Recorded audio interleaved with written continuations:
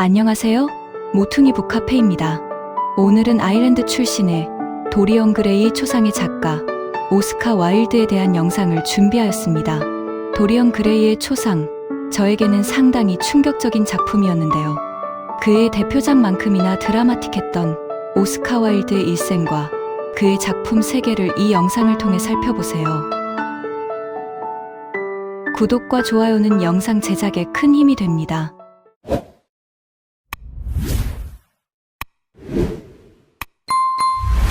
(1854년 10월 16일) 아일랜드 더블린.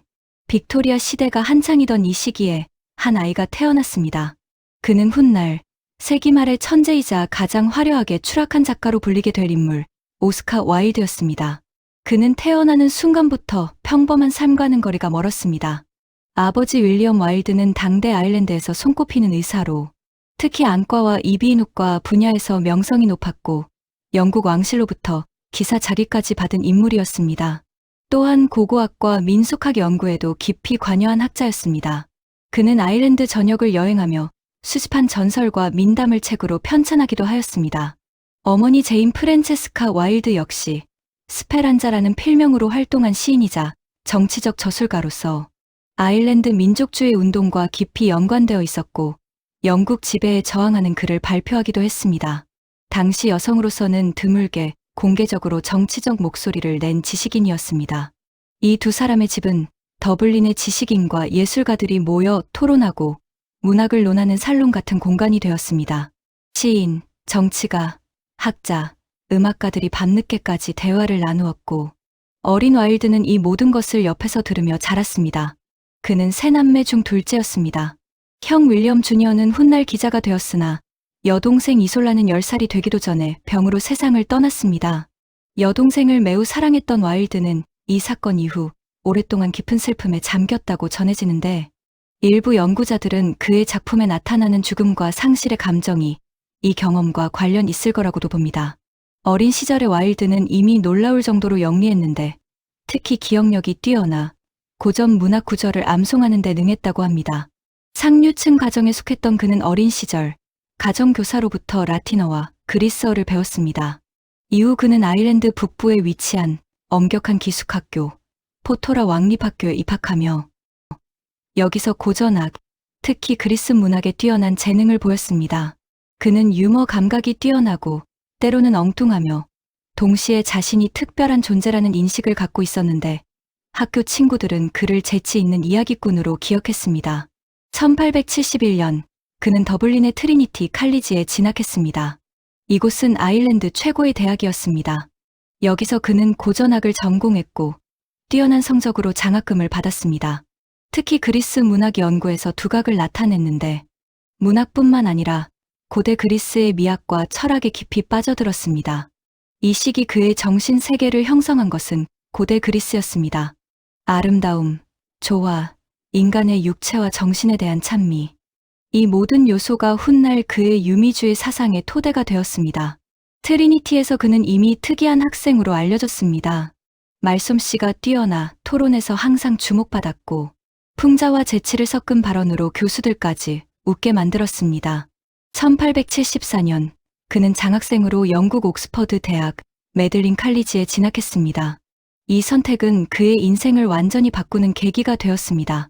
옥스퍼드는 당시 영국 지식인의 중심이었고 동시에 제국 엘리트의 양성소였습니다. 이곳에서 와일드는 두 명의 인물을 만나게 되는데 그들은 그의 사상과 삶을 바꾸어 놓았습니다. 첫 번째는 미술평론가 존 러스킨. 러스킨은 예술이 사회적 도덕성과 연결되어야 한다고 믿었습니다. 그는 학생들에게 노동의 가치를 가르치기 위해 직접 도로 공사에 참여하게 하기도 했습니다. 그러나 오스카 와일드의 사상과 삶에 결정적인 영향을 끼친 사람은 미학 비평가 월터 페이터였습니다. 페이터는 러스킨과는 완전히 다른 메시지를 전했습니다. 삶은 도덕적 의무가 아니라 감각적 경험이며 우리는 가능한 한 강렬하게 아름다움을 경험해야 한다는 것입니다. 그의 저서 르네상스 연구는 와일드에게 거의 계시와도 같은 책이었습니다. 와일드는 이 사상을 극단적으로 받아들였습니다. 예술은 도덕을 위해 존재하지 않는다.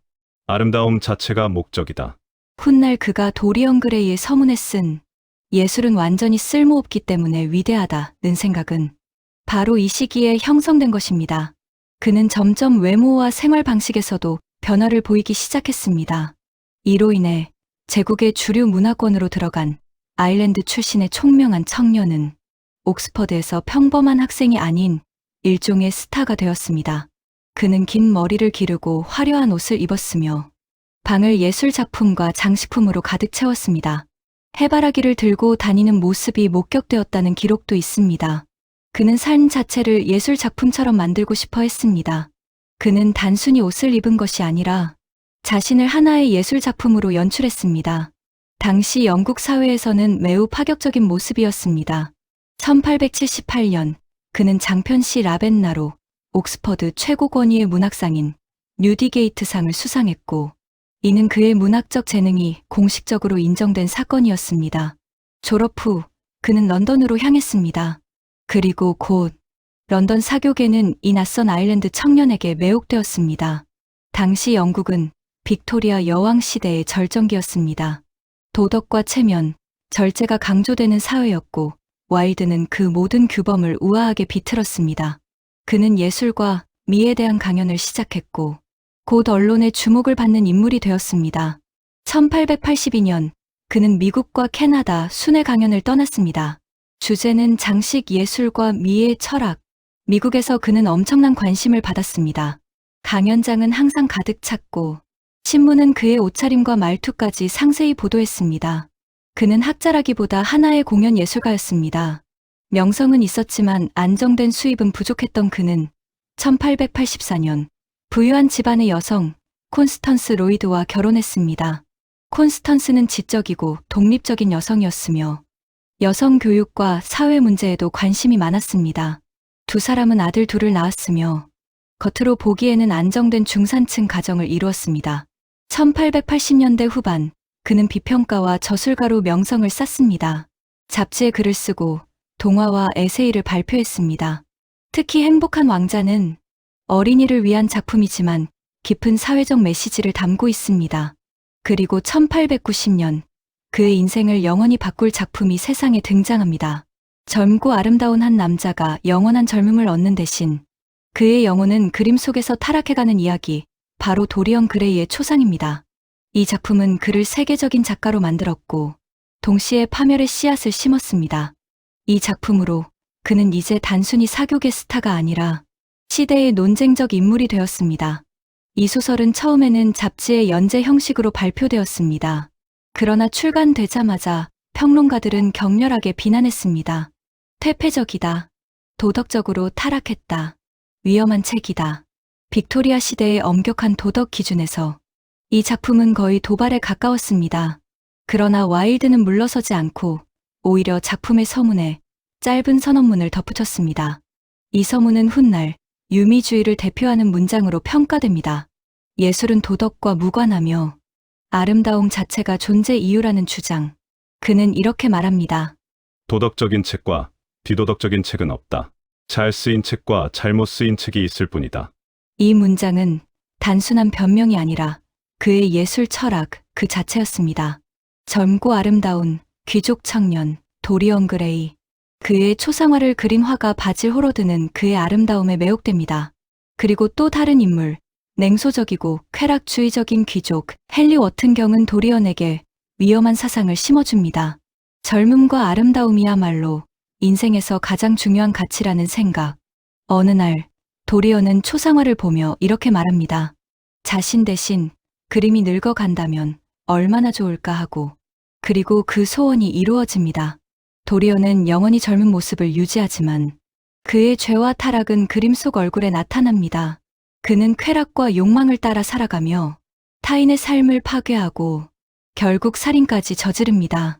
하지만 거울 속의 자신은 여전히 완벽하게 아름답고 괴물이 되는 것은 그의 영혼뿐입니다.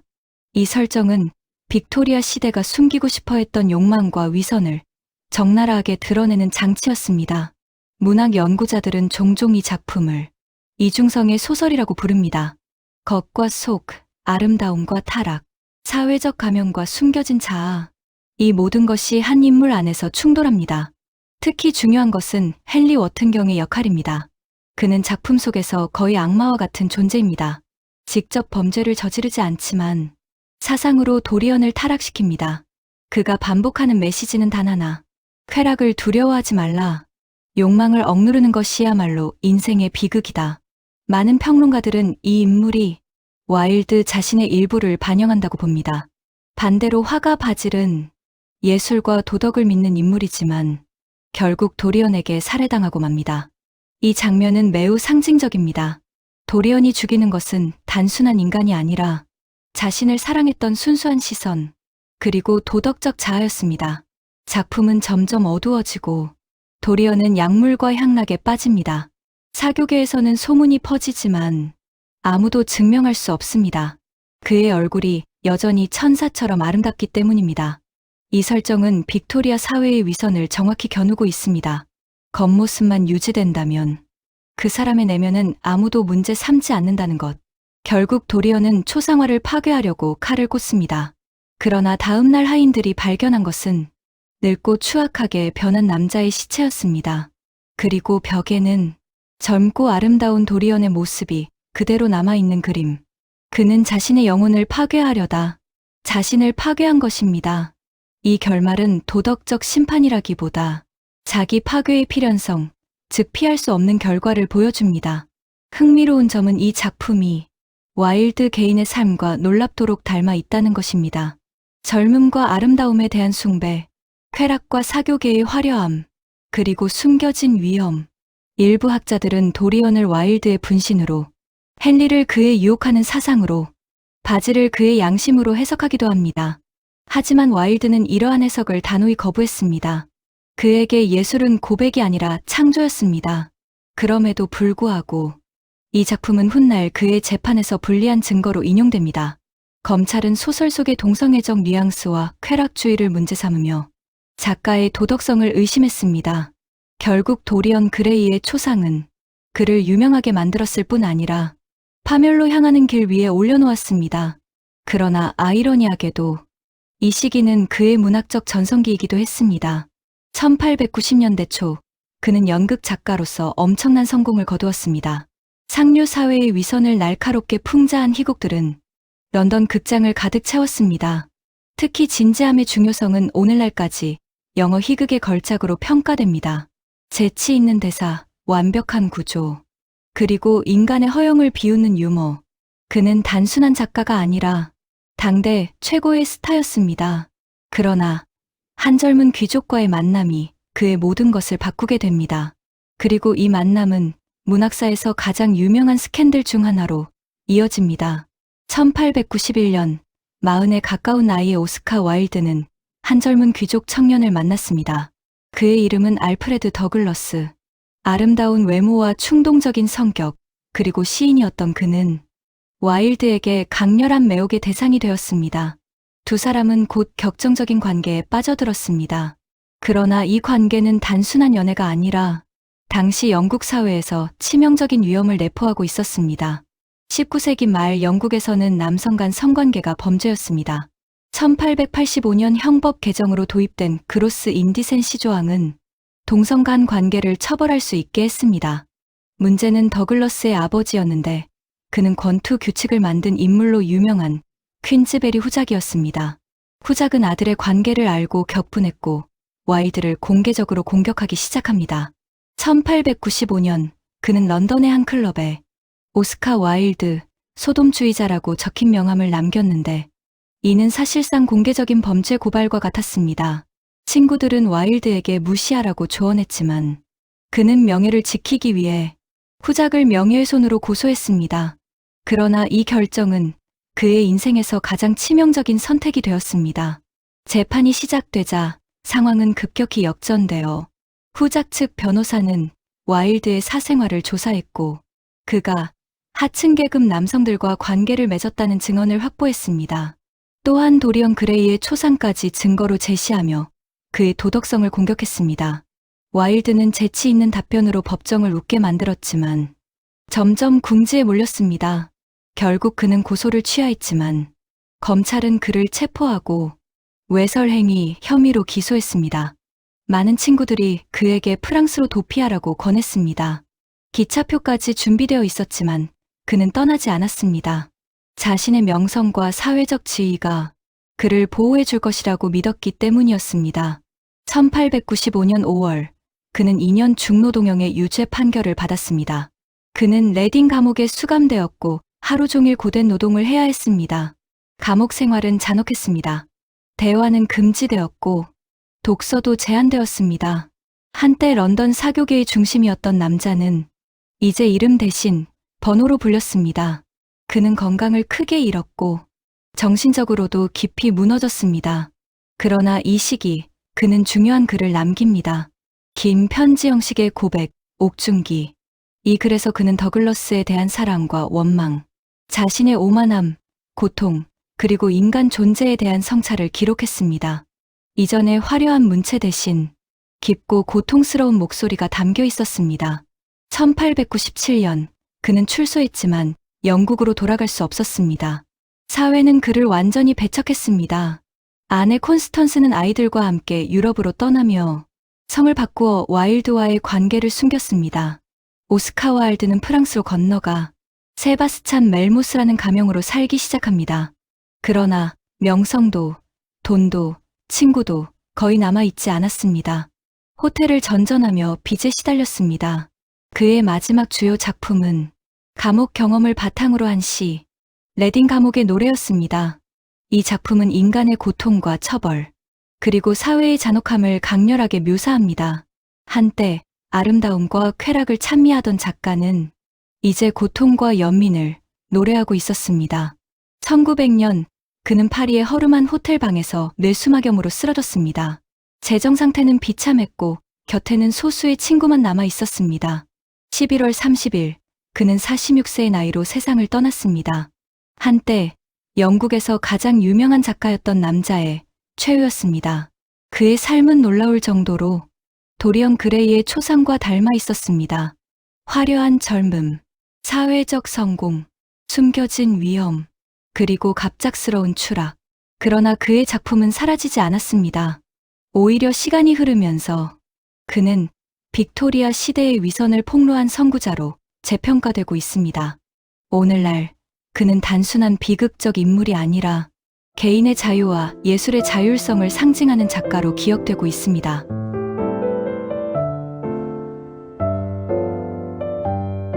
시청해주셔서 감사합니다.